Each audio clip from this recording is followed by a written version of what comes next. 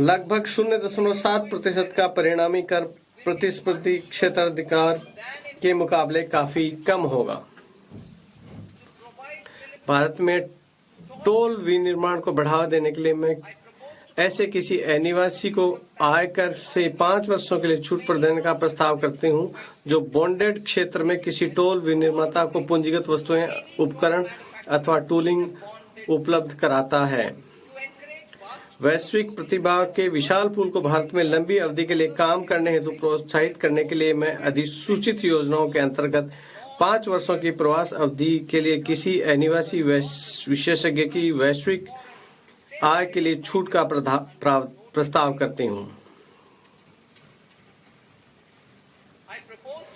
मैं उन सभी निवासियों को न्यूनतम वैकल्पिक एमएटी से छूट प्रदान करने का प्रस्ताव करती हूं जो अनुमानित आधार पर कर का भुगतान करते हैं। कर प्रशासन पे मैं भारतीय लेखांकन मानक में ही आय परिकलन और प्रकटन मानकों के लिए अपेक्षाएं शामिल करने हेतु कॉर्पोरेट कार्य मंत्रालय और केंद्रीय प्रत्यक्ष कर बोर्ड की एक संयुक्त समिति के गठन का प्रस्ताव करती हूं। कर वर्ष 2027-28 को आईसीडीएस पर आधारित पृथक लेखांकन अपेक्षाओं को समाप्त कर दिया जाएगा।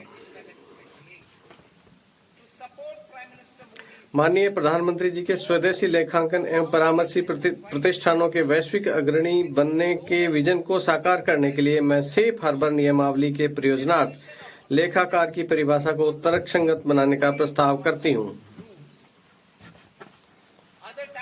अन्य कर प्रस्ताव बायबैक के कराधान में परिवर्तन को इसलिए लाया गया कि प्रवर्तकों द्वारा बायबैक रूट का अनुचित उपयोग रोका जा सके।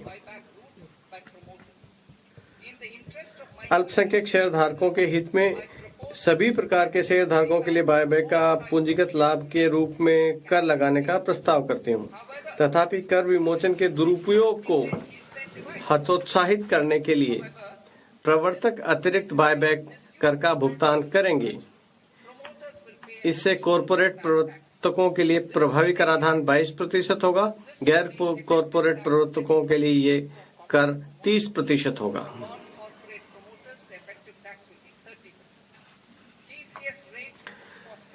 विशिष्ट वस्तुओं नामतः अल्कोहल युक्त लिकर, स्क्रैप और खनिजों के विक्रेताओं के लिए टीसीएस दरों को तर्कसंगत बनाते हुए 2% ही किया जाएगा। तेंदुपत्तों पर दरों को 5% से घटाकर 2% किया जाएगा। मैं वायदा सौदों पर एसटीटी को मौजूदा 0.02% से बढ़ाकर 0.05% करने का प्रस्ताव करती हूँ। ऑप्शन प्रीमियम और ऑप्शन कार्यकलाप दोनों पर एसटीटी को मौजूदा क्रम से 0.1% और 0.125% से बढ़ाकर 0.15% करने का प्रस्ताव है। हमने वर्ष 2019 में कॉरपोरेट के लिए कराधान परिदृश्य में सुधार किया था, जिसमें कम कर दरों के साथ उनको सरलीकृत व्यवस्था उपलब्ध कराई गई ताकि वे कटौतियों और छूट का दावा करने की बजाय कारोबार पर समुचित ध्यान केंद्रित कर सकें। कंपनियों को नई व्यवस्था में स्थानांतरित करने के लिए प्रोत्साहित करने हेतु कंपनियों को आगे लाई जाई गई मैट क्रेडिट को समायोजित करने की अनुमति केवल नई व्यवस्था में दिए जाने का प्रस्ताव है। नई व्यवस्था में उपलब्ध मैट क्रेडिट का उपयोग करके समायोजन कर देयताओं को 1/4 की सीमा तक की अनुमति दिए जाने का प्रस्ताव है। मैट को अंतिम कर बनाए जाने का प्रस्ताव है।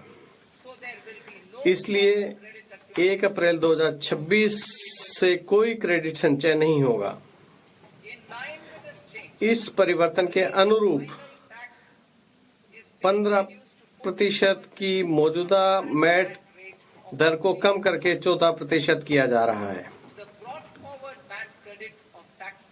31 मार्च 2026 तक संचित करदाताओं को आगे लाई गई मैट क्रेडिट उपरोक्त अनुसार उनको समायोजन के लिए उपलब्ध रहेंगे। अब आती हूँ अप्रत्यक्ष करों पे। अब मैं अप्रत्यक्ष करों से संबंधित प्रस्तावों पर आती हूँ। सीमा शुल्क और केंद्रीय उत्पाद शुल्क के लिए मेरे प्रस्तावों का लक्ष्य प्रशुल्क संरचना और सरल बनाना, घरेलू विनिर्माण को सहायता देना, निर्यात प्रतिस्पर्धात्मकता को प्रोत्साहित करना और शुल्क को प्रतिलोम को ठीक करना है। लंबे समय से चले आ रहे सीमा शुल्क छूटों को समाप्त करने को जारी रखते हुए मैं भारत में विनिर्मित हो रहे मदों अथवा जहां आयात नगण्य है वहां पर कतिपय कूटों को हटाना चाहती हूं।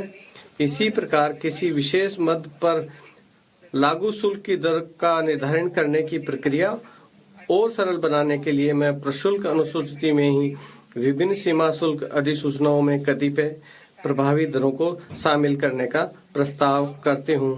अब मैं क्षेत्र विशिष्ट प्रस्तावों की चर्चा करूंगी।